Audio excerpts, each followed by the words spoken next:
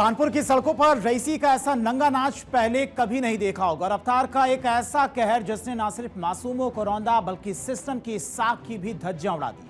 तंबाकू कारोबारी की बेटे की करोड़ों की लैम्बोर्गिनी ने बेगुनाहों को हवा में उछाल दिया। लेकिन सबसे ज्यादा शर्मनाक मंजर तो थाने के अंदर दिखा, जहां पर खाकी रईसजादे की ढाल बनी नजर आई। बाउंसर्स का पहरा, पुलिस की मेहरबानी और गुनहगार को बचाने की वो खुली कोशिश जिसने पूरे यूपी को हिलाकर रख दिया है। एक तरफ पीड़ित इंसाफ के लिए करा रहे थे तो दूसरी तरफ रसूखदार मैनेजमेंट में जुटे हुए थे। लेकिन इसी रईसी का ये गुमान तब खाक हो गया जब योगी सरकार का हंटर चला और थानेदार की कुर्सी तक छिन गई।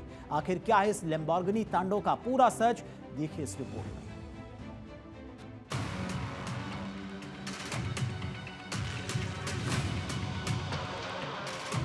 कानपुर की सड़कें रविवार की दोपहर और अचानक गूंजती है एक लग्जरी इंजन की दहाड़।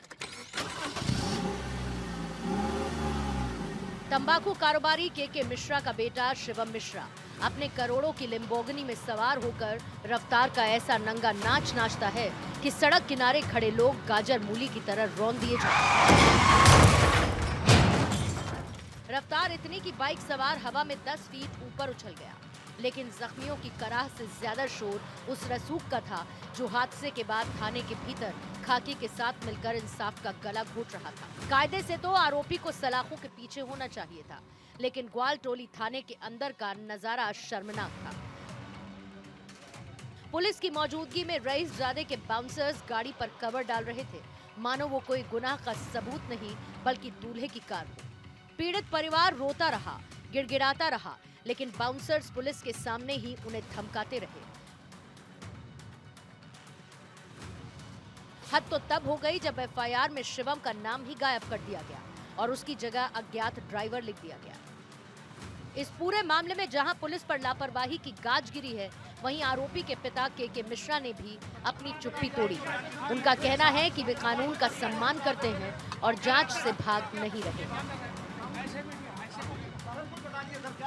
मैं पूरी घटना बताने को तैयार हूँ।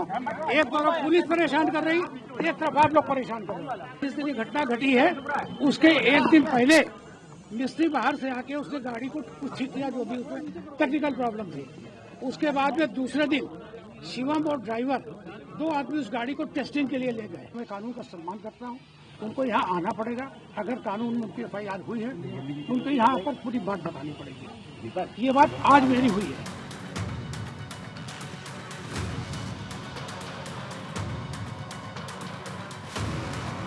एक तरफ पिता सहयोग की बात कर रहे हैं तो दूसरी तरफ आरोपी के वकील इस बात से ही इनकार कर रहे हैं कि गाड़ी शिवम चला रहा था। दलीलों और वीडियोस के इस विरोधाभास ने केस को और भी पेचीदा बना दिया।